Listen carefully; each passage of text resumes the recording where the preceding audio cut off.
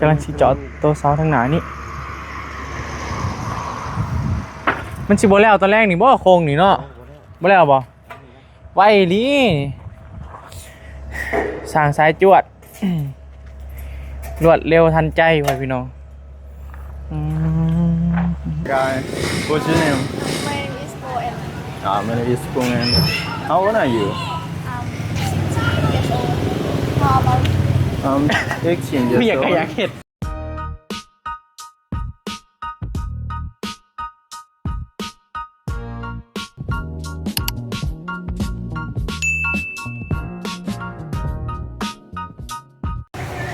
โอเคพี่น้องพอดีพอบีเดินทางเข้ามาซื้อของโยงกินไปให้สร้างนี่แหละเนาะมากับน้องหลาเพิ่น2คนพี่น้องไปดีเด้อ สวัสดี ซื้อยังไปให้สร้างกินมื้อนี้ ลาบ ฮะ ชื่อลาบ ซื้อลาบยังเลยลาบไดโนเสาร์บ่หรือลาบยัง ลาบซีด ลาบซีน อาจารย์สวัสดีอาจารย์ อาจารย์สบายดีเด้ออาจารย์ซื้อลาบซีน โดย หรือลาบไดโนเสาร์ ลาบซีดนะคะ ลาบซีนจานพอดีไปสั่งไว้แล้วก็สิไปซื้อซีนปลาไว้เนาะล่ะเนาะ โดย เพราะว่าเอาไว้เฮ็ดมื้อนำมาแหละของอยู่ของกินพ่อพี่น้องว่าอยู่งานก็สวยได้พ่อพี่น้องก็มีอยู่แต่ว่าบ่บี้ก็สิซื้อไปตื่มกันนั่นแหละพอได้เพิ่นกินพอสร้างก็3คนพุ่นเด้ โดย สร้างก็3คนพุ่น เพื่อมืออื่นนำเด้ แม่นเพื่อมื้ออื่น หลาย นำ มื้อนำ ซื้อเผื่อหลายๆมื้อนำ ทักทายสบายดีกันบรรยากาศช่วงเที่ยงเด้อพ่อพี่น้องเด้อพอดีมานี่แหละที่ตลาดเซนูคือเก่าอยู่บ่อนที่ว่าเฮามาซื้อเครื่องมื้อนั้นนั่นแหละเนาะอยู่ที่คอกรถพอดีพากันมาจอดรถอยู่นี่แต่ว่าลาบมาสั่งไว้แล้วอยู่หลุมพุ้นไอ้สิพากันเข้าไปซื้อซีนเนาะมันซีนบ่หรือว่าเอาเป็นปลานิลเนาะ ชื่อป้าก็ได้ ป้าบ่ เอาไว้เห็ดลาบก็ได้ เอาเจ้าว่าซื้อยังมื้อนี้ปลานิลบ่ อันนี้ก็ได้คำมันยั่งได้เลย ยังปลานิลนะบ่ยากดอกแต่ว่ามันเอาไว้มืออื่นมันต้องได้แช่ตู้เย็นได้แหละประเด็นนะเอาเป็นซี่เนาะสิ้นก็ได้สิ้นก็ได้ เพราะว่าปลานิลมันต้องคันเอาไปเห็ดกินเลยเนี่ยมันแซ่บเอาไปแช่แล้วมันสิบ่แซ่บ เอ้ามันไปค้าหน่อไม้บ้ามื้อนี้ สบายดีเด้อก ำลังซื้อ หยุดอย่าฟ้าออกมาพี่ก้อนเลยมาพี่ก้อนฮะโอ้ท่วงกันเลยกับไปเว้ย โอ้ คลิปคลายเนาะไม่นั่นคนหูเลิศเลยพี่น้อง แตกต่ำเลย แตกเลยบ่ได้เปิดคลายเนาะไม่บ่ว่าซั่นกานี่แหละพี่น้องเอาไปสิ้นหมูเนาะโอเค ตลอดตลาด เอ้ยมานี่เอ้ยมาพี่น้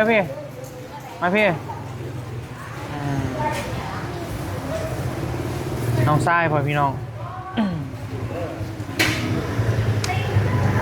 เดี๋ยวอยู่หลินกับน้องทรายก่อนหน่อยหนึงที่เข้าไปพอดีสบายดีเนาะมีคนย่องบ่หล่อได้รู้สึกแนวใด เอาไปอ่านเหมือนกันอะถือแหน่ เคินวะ คือ ดึงลงตี้เคินกะน้องทรายบาร์บี้ อันนี้ เพราะว่า พากันไปใส่เนาะ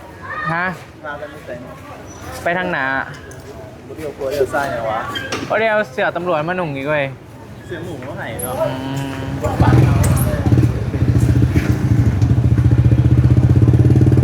ประมาณนี้แหละน้องหลากับซีอูประมาณ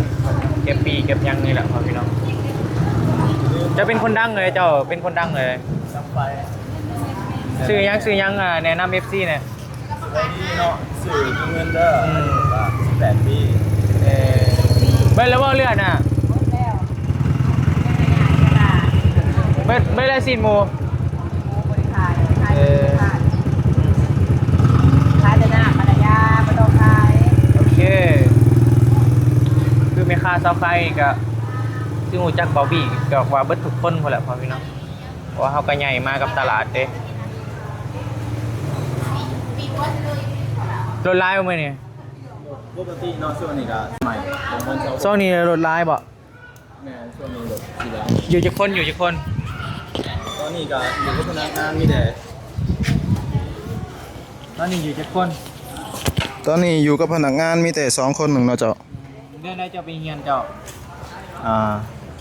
ยังบ่ฮู้คือกันเนาะ ยังบ่ฮู้ แม่น บึ้ง เพราะว่ายังคาภารกิจเก็บปีรถอยู่นี่เนาะ บ่เป็นหยังดอกทุกอย่างมีเวลาของมัน บ่ได้ปีนี้ปีหนาวไหม อืมหาเงินก่อนก็ได้สิเป็นหยังไม่รีบไม่รีบ มีแต่เพิ่นนี่อยากเงียนเพิ่นพี่น้อง 3 เอาบอบบี้ครับบ่อยากเงียนบอบบี้นะ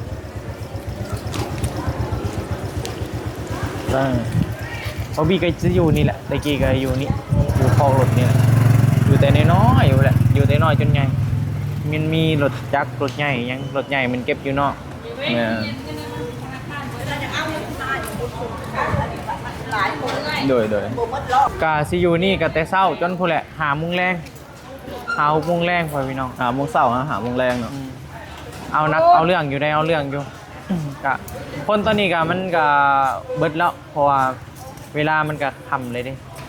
ก็เลยว่าคนขาวเบิดแล้วเขามาก็จะแบบจดปีอย่างประมาณนี้ 3,000 นี่แหละเพิ่นก็จะอยู่แบบนี้แหละพ่อพี่น้อง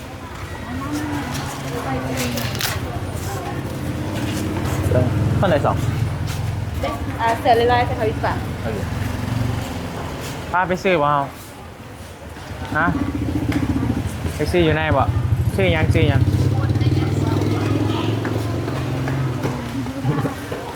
ยังได้เรียนนำกันอยู่ในห้องเดียวกันอีก เรียนภาษากันบ่ แม่น ได้อยู่บ่ได้อยู่บ่ a little bit เอาลองเบิ่งดู Q&A a Q&A little Q&A ลองเบิ่งดูโตลองเบิ่ง Q&A ไว้บาดหนึ่งไป Q&A Q&A ดูเอาทักทายถามกันซื้อได้อยู่ลองเบิ่ง a little เลยนะเดียว ไปยืนเรียงกันดูนะ ว้าว เอาถา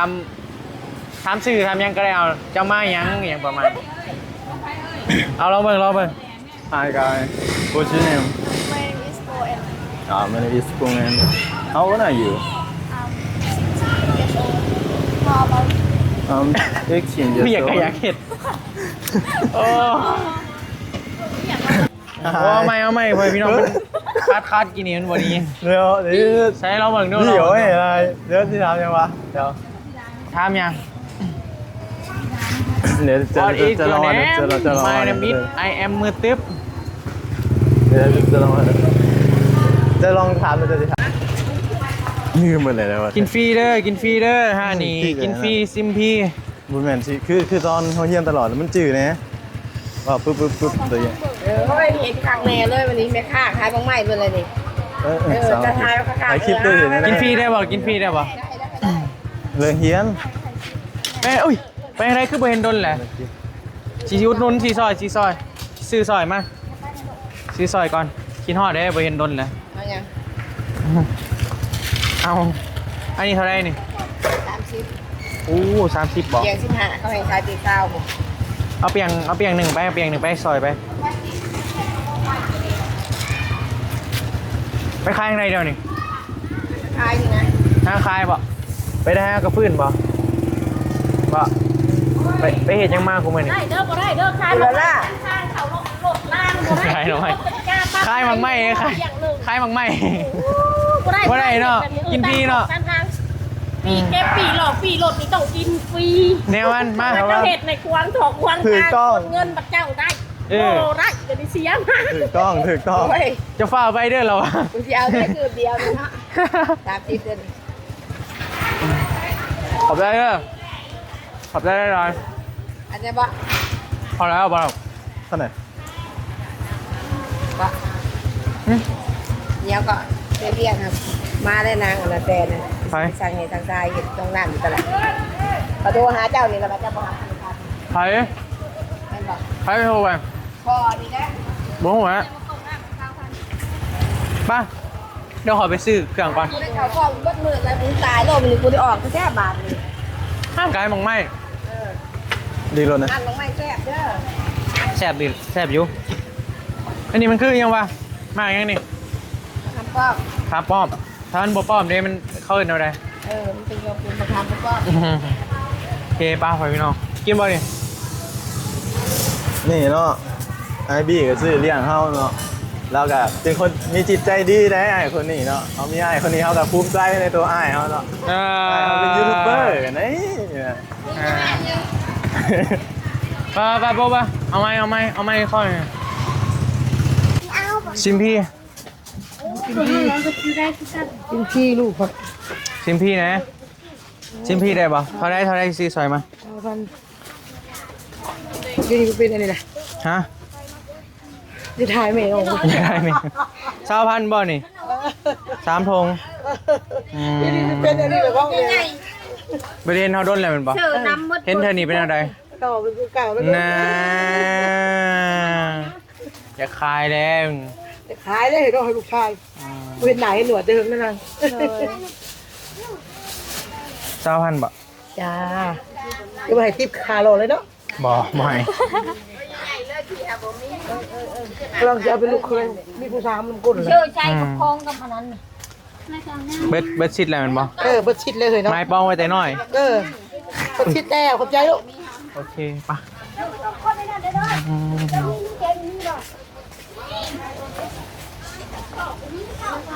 ว้าเอาอันกล้องมาถ่ายเอื่อยพร้อมเอื่อยเป็นให้งาม งามแท้ ถ่ายเอาซีนนี่ บ่ช่องสีบิน เอาตอนไหนตอนไหน เอาตอนได้ก็ได้ขนาดฟรีเอามาเลยแหละ ถูกบาร์บี้ เนี่ยนั่นบ่ ให้ฟรีเอาเบิดนะ อุดนูนเอื่อยแล้ววะแบบนี้แต่ว่าอย่าง เท่าไหรโลเท่าไหร โล80 โล80 อันนี้100,000อันนี้ฮะ ได้ขายเฮาเท่าไหรนี่ อ้าว 100,000บ่ 100,000แล้วว่าซื้อใส่อ่อนเบอร์ปิ้นพร้อม บ่มักกินปานใด ซื้อขาหมูมาต้ม ฮะอะไรเอ้ย ซื้อใส่อ่อนเบอร์ปิ้น บ่มักกินปานใดเอ้ย จับโลดขอบใจ ขายดีบ่ มื้อนี้ขายบรี่มื้อนี้ ขายบ่ดีบ่ น้องก็มาถ่ายรูปเอาเอ้ย ดังเลยยาวนี่ดังเลย ถ่ายเอาซีน ช่องสีบินขายดีบ่ ขายบรี่มื้อนี้ยังหลาย จักโลมื้อนี่ มาเอาไปขายสอนนี่โปรโมทเอาไปย่ายอันเทลอันบอลสิไปเลาะผูก เอามาแม่ก็เอาไปให้ได้อยุแต่ว่าเอาฟรีบ่เลย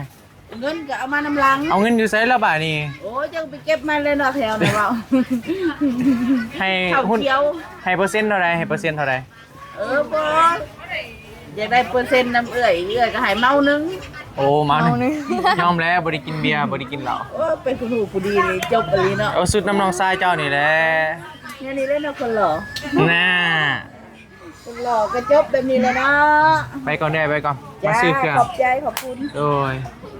มาซื้อดุๆเด้อ สิมาอยู่บ่ได้ลงตลาดดนแล้วสิไปแดกแน่ใครดีวะ ขายดีแม่แห้งบริษัทแป้งกันมันนี่เด้อ เป็นหยัง โยมมันก็บอกงามสิ โอ้กล้องงามกล้องงามกล้องงามกล้องงาม ประกาศขายประแดกเด้อ แม่นบ่ ประกาศขายประแดกเด้อ ขายโลเท่าใด รู30ตัวแกง โล30มันมีปลาแดกยังแน่นี่ กระปูร้อยนี่กระปูร้อย มีกับปูลอยอีกกับปูบินมีเหรอ โอ้ยเต็มทุกอย่าง 3 ถุงตัวโล มื้อหน่ะเดี๋ยวมื้อใดตำบักหุ่งก่อน โอเคผ่านไม่ว่าเด้อมานี่รถเด้อ ให้แม่ว่าบ่ แมน พี่กัดแน่ตลาดเซนูจะก็ว่า จ้าเซโนมีปลาแดกตำปลาแดกแกงปลาแดกตอนปิ้ง เออ โอเค โอเค มาหน่อยเด้อ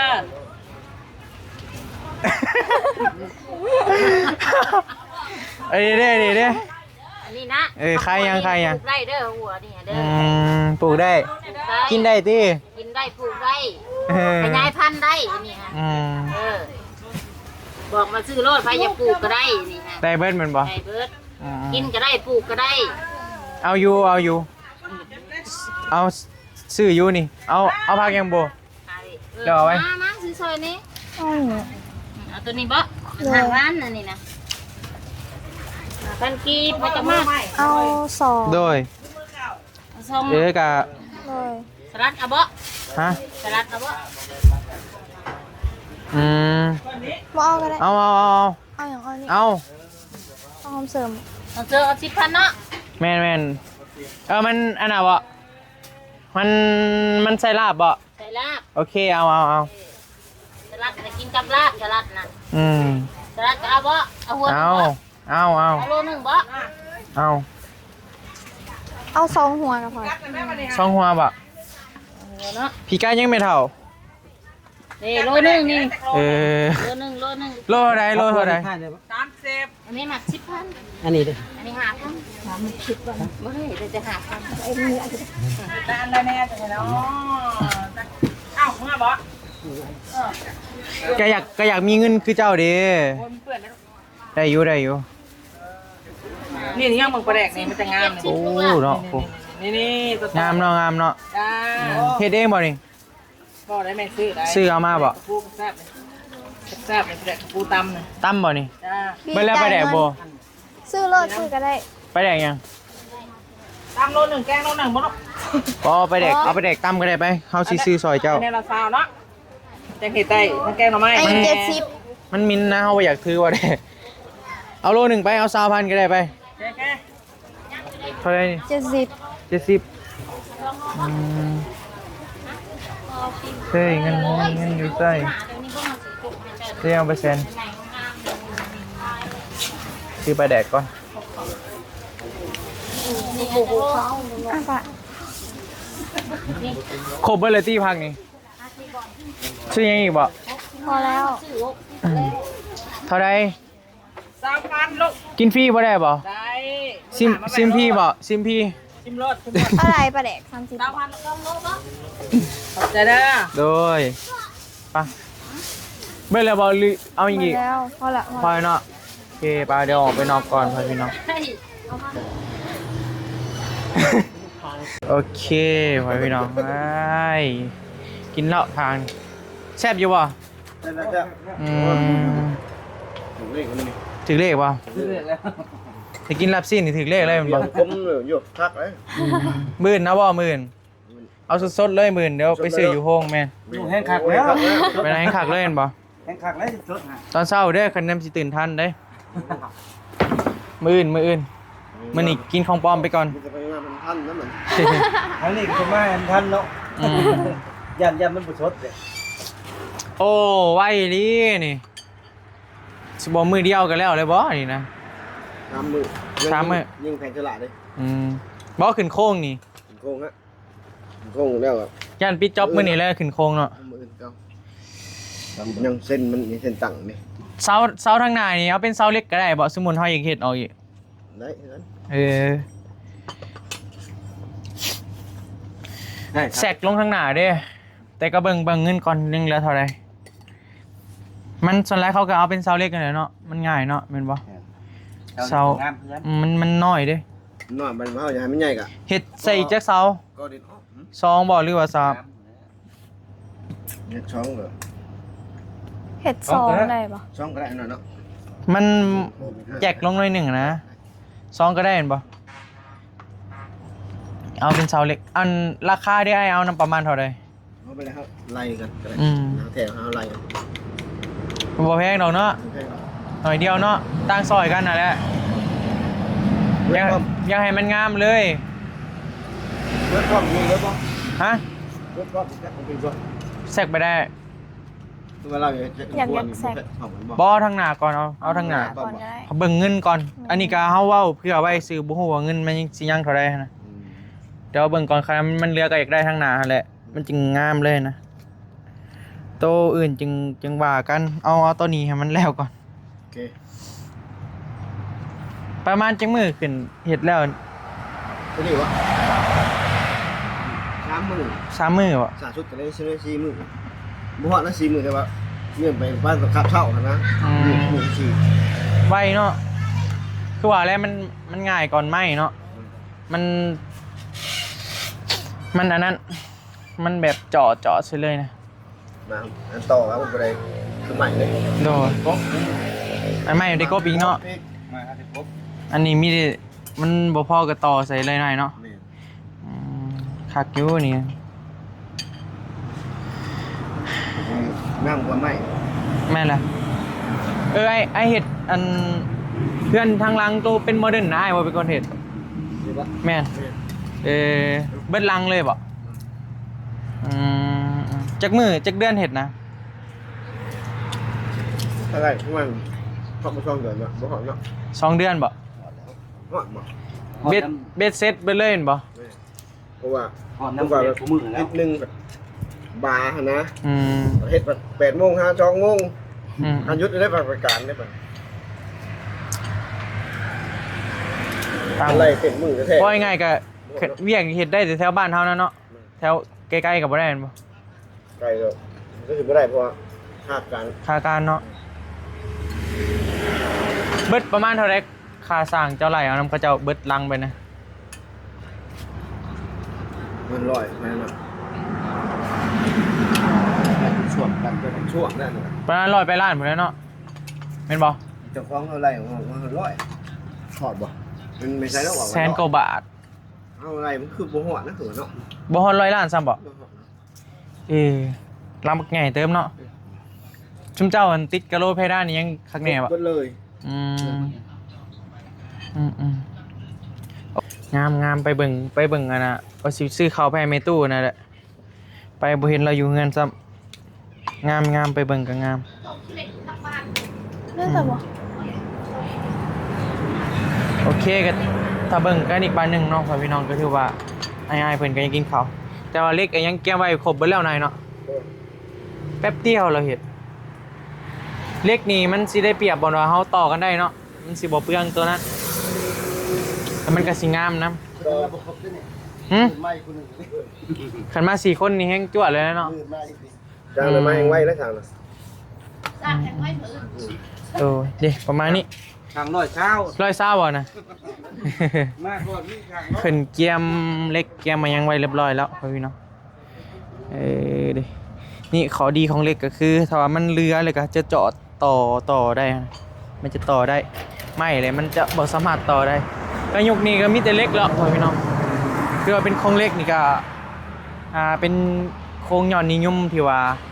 เฮานิยมเฮ็ดกันในตอนนี้แหละเพราะว่ามันสะดวกสบายหนึ่งมากอะมันประหยัดค่าใช้จ่ายไปประหยัดหลายเติบอยู่แต่คือว่า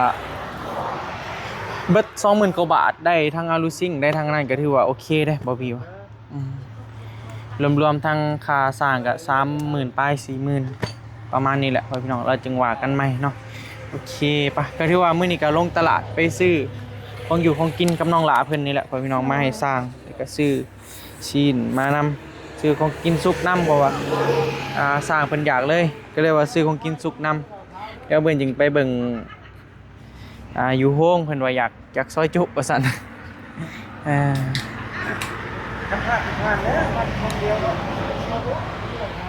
โอเคพ่อพี่น้องโอเคมาพ่อพี่น้องตอนนี้แม่นทางไอ้ๆเพิ่นกินข้าวเรียบร้อยแล้วกำลังสิพากันเริ่มจอดแล้วบัดโอ้ยนี่อันนี้เป็นเล็กเป็นเกียร์ไว้ครบเรียบร้อย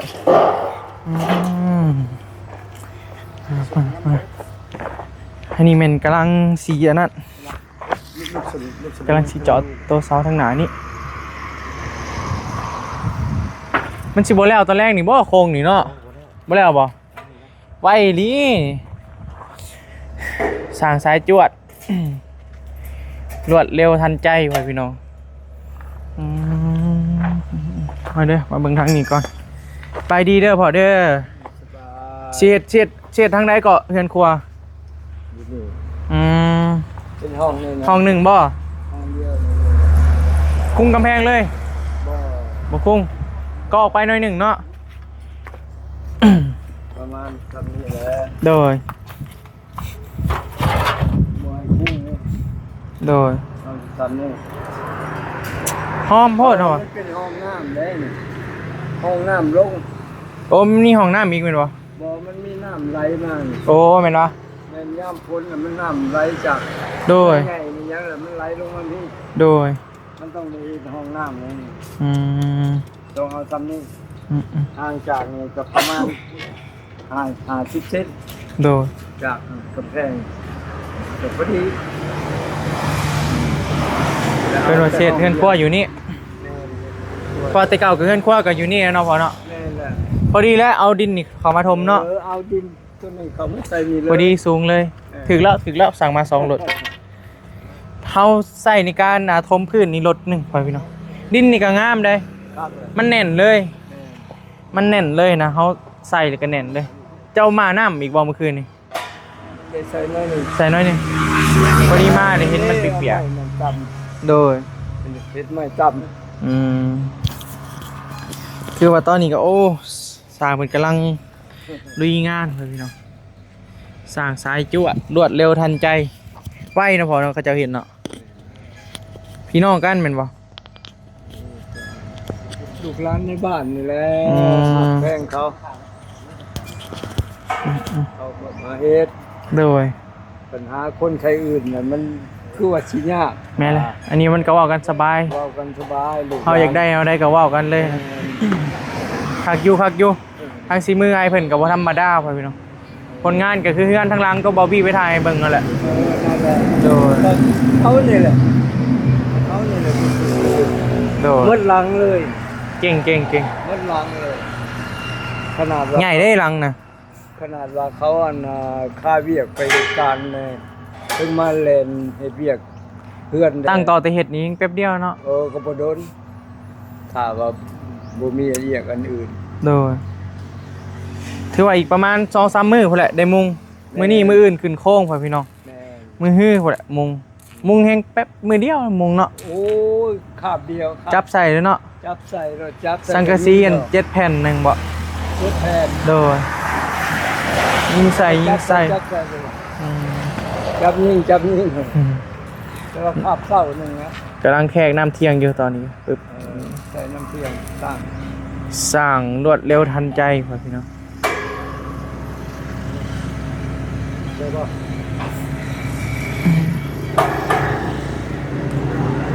โอเคแล้วจึงว่ากันใหม่เด้อพ่อพี่น้องเด้อคลิปนี้ก็มาอัปเดตให้ป้าลุงเบิ่งนํกันเนาะสำหรับห้านน้องโบเนาะพ่อพี่น้องคือว่า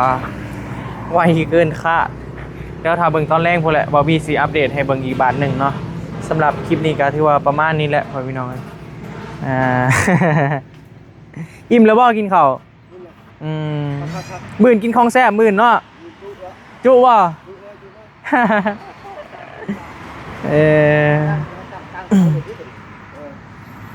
แล้วจึงว่ากันใหม่เด้อพ่อพี่น้องเด้อสำหรับคลิปนี้ลำลาเลยเด้อยังไงก็ขอบคุณหลายๆที่ว่าติดตามและก็ให้กำลังใจบ่าวบีโดยตลอดมาสำหรับคลิปนี้ไปก่อนบ๊ายบายสบายดีเด้อ